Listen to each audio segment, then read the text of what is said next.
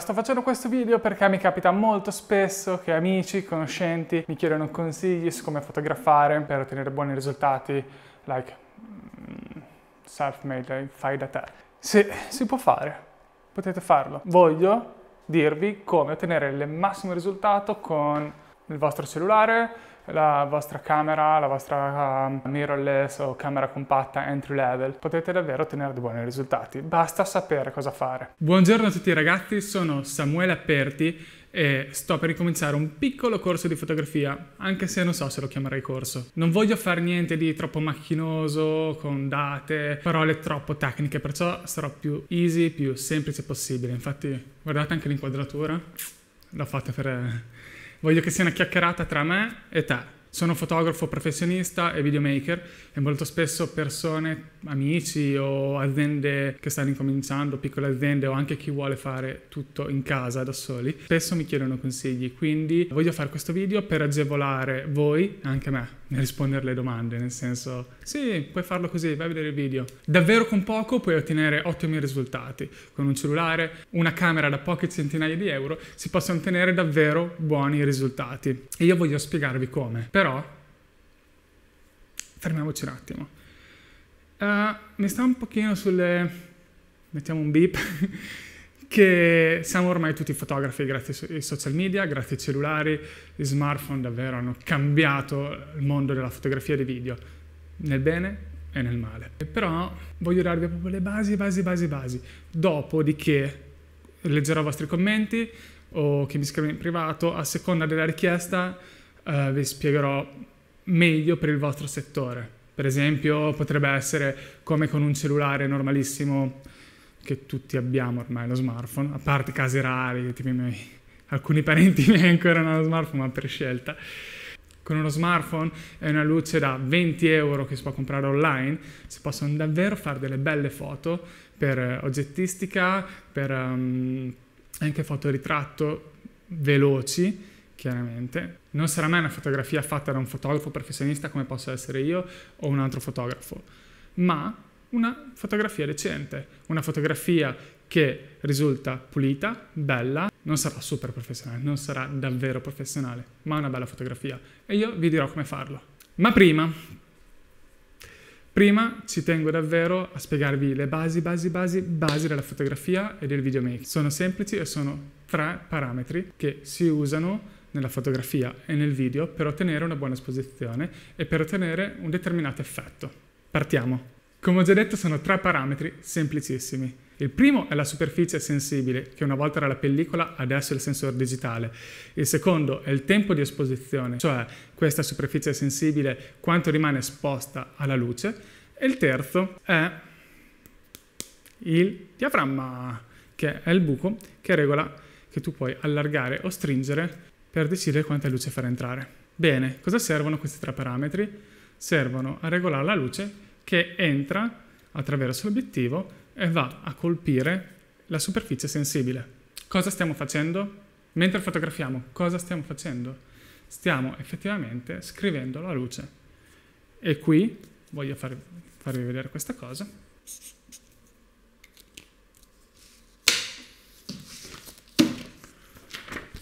Fotografia.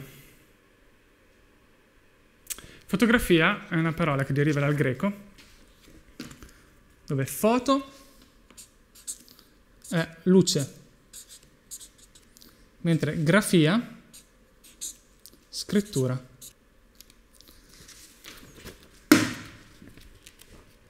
Perciò effettivamente quando noi stiamo facendo una fotografia stiamo scrivendo con la luce. Ok, torniamo a noi. Sensore o pellicola, tempo e diaframma. Allora il sensore lo mettiamo così, raffigurato da questo. Questa lineetta è il sensore. Il tempo è raffigurato da questa lineetta tratteggiata, mentre il diaframma è questo tondino qua. Non capite? Ve lo faccio vedere meglio. Questa è una macchina a pellicola e la voglio usare per mostrarvi ancora meglio. Allora, il sensore è posto qua dietro, che sia la pellicola o un sensore digitale, e possiamo variare la sua sensibilità abbassando o alzando gli ISO. Nel digitale è molto semplice, cioè nel menu avrete una rotellina che potete mettere 100, 60, 4, 200, 1000, eccetera. Mentre nell'analogico dovete voi cambiare la pellicola. È un pochino più macchinoso, ma affascinante. Più il numero è alto, più luce registra in meno tempo. Più il numero è basso, meno luce registra. Perciò, per avere la stessa esposizione, avrà bisogno di più tempo. Bene, il tempo è questo. C'è una tendina che si muove. Questa tendina, muovendosi, anzi fa così, lascia entrare la luce che colpisce il sensore che registra l'immagine. Però davanti abbiamo un obiettivo, giusto? L'obiettivo è composto da una serie di lenti e dal diaframma. Spero, forse qua si vede meglio. Io posso aprire o chiudere. Cosa cambia? Cambia che così, in questo modo, entra meno luce. Abbiamo bisogno di mettere un tempo di esposizione più lento, in modo che compensa questo foro molto piccolo. Mentre viceversa, se andiamo ad allargare, entra molto più luce. In questo modo possiamo avere un tempo più veloce.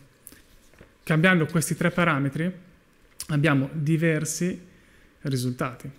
Per esempio, in modo molto breve, se abbiamo un diaframma molto aperto, è consigliato per fotografia di ritratti, perché diminuisce la profondità di campo. Perciò avremo una profondità di campo ristretta.